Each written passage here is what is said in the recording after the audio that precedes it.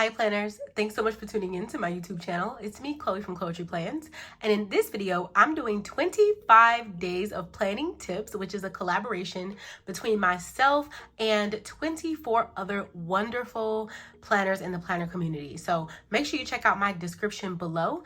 If you're coming from those videos and they sent you over to me, welcome. And if you're a True Blue subscriber, welcome back. Let's not waste any time and get right into this video.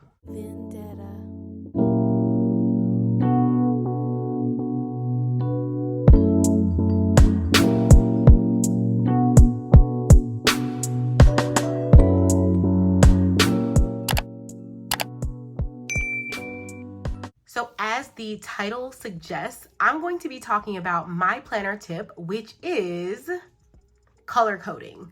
So when I first entered the planner community, I saw a lot of details and information about color coding, but I wasn't quite sure what it was. And honestly, not until 2023 did I really get into using color coding in my planner lineups. I always enjoyed using markers, pens, and pencils, but what really got me into color coding and a real system was Makselife. So Makselife planners really got me into it, but I'm here to talk about how you can use a color coding system in this planner or in any planner or notebook system that you're using for 2024.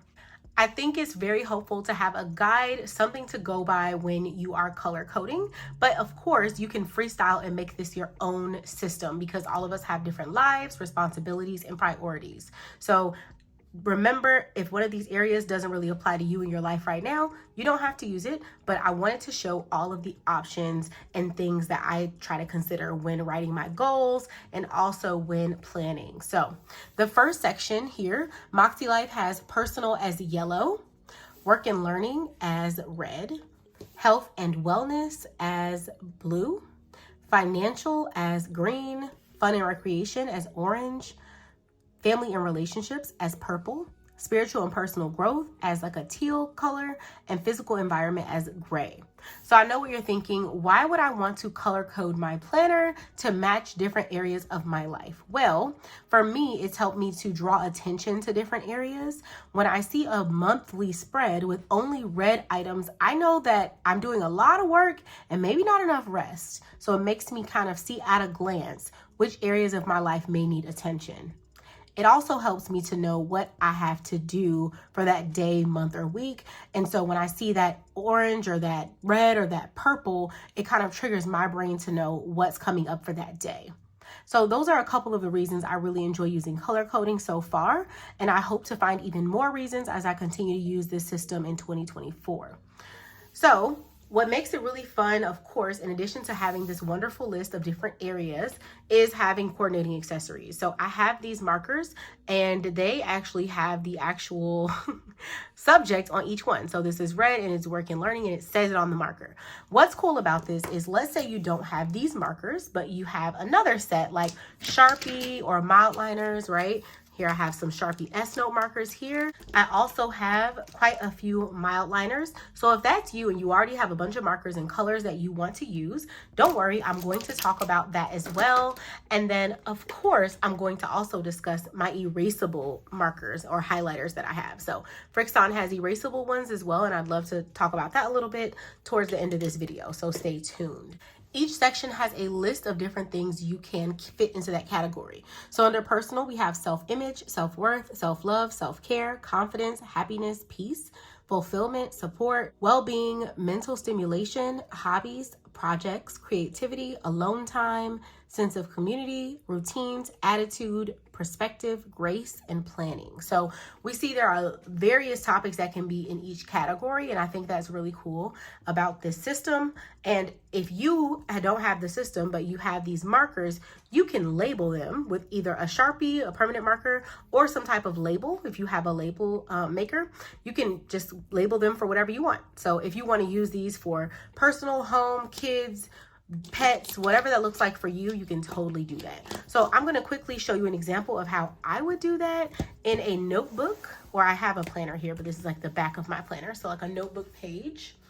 And so here, I'm just going to take the highlighter. You know, if you're in the planner community, you know that the trick is to highlight first and then write on top.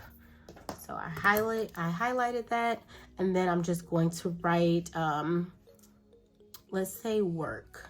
Let's say you wanted your work tasks to be yellow, okay? And then I would proceed with that. If I'm making a work checklist, right, I might decide to make some of my check boxes that same yellow color.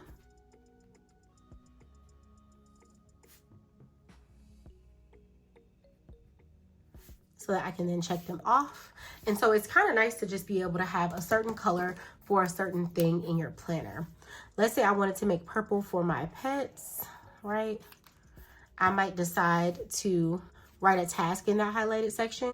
Another way I like to do it, I'll go ahead and show you how my erasable markers look. So this is the Frixion erasable marker here. If you are going to highlight something and you mess it up, you can erase with this set.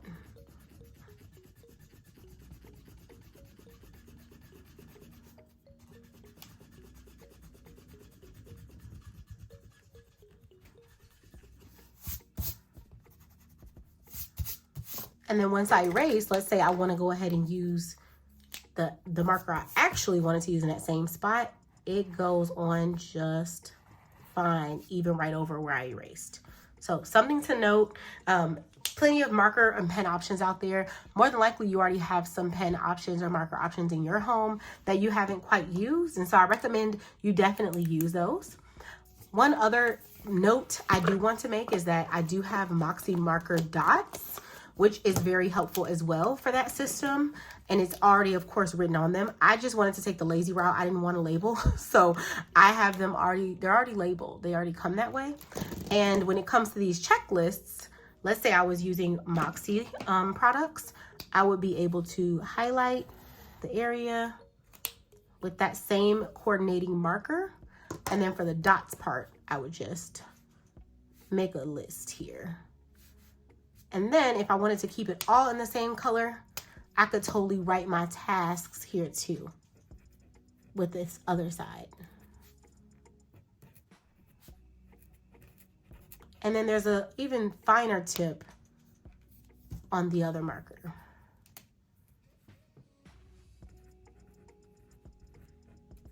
So that's more like a medium, I would say.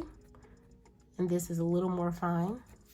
So plenty of options, same ink color. I love that. And then this is health and wellness. So if I wanted to make a whole list for health and wellness, I can just write that there.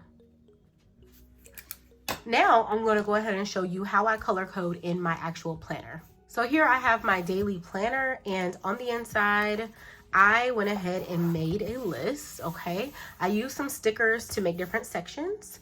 So as you can see here, this planner does not come with sections already written out. So it's blank, so you can put whatever you want in these sections.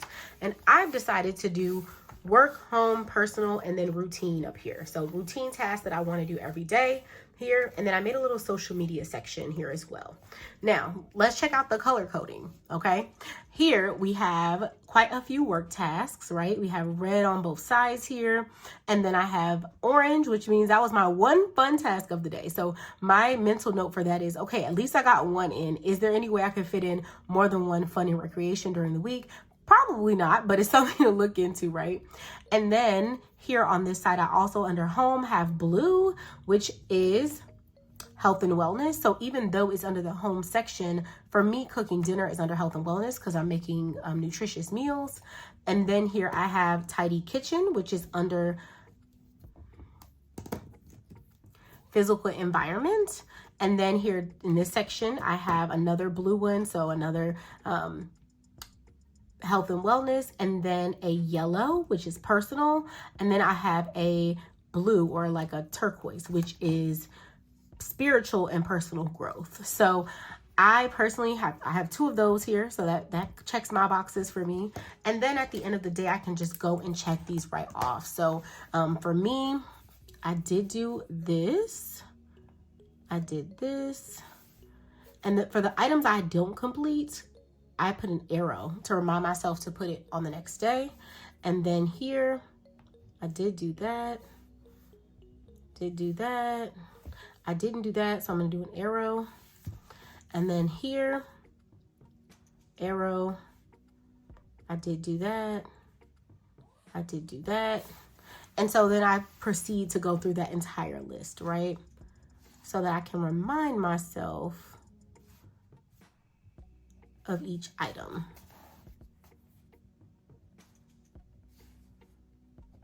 Okay, so this is how I did it with color coding. Personally, I really do like how it turned out. There are so many different ways you can color code. I just chose to do it that way with this section.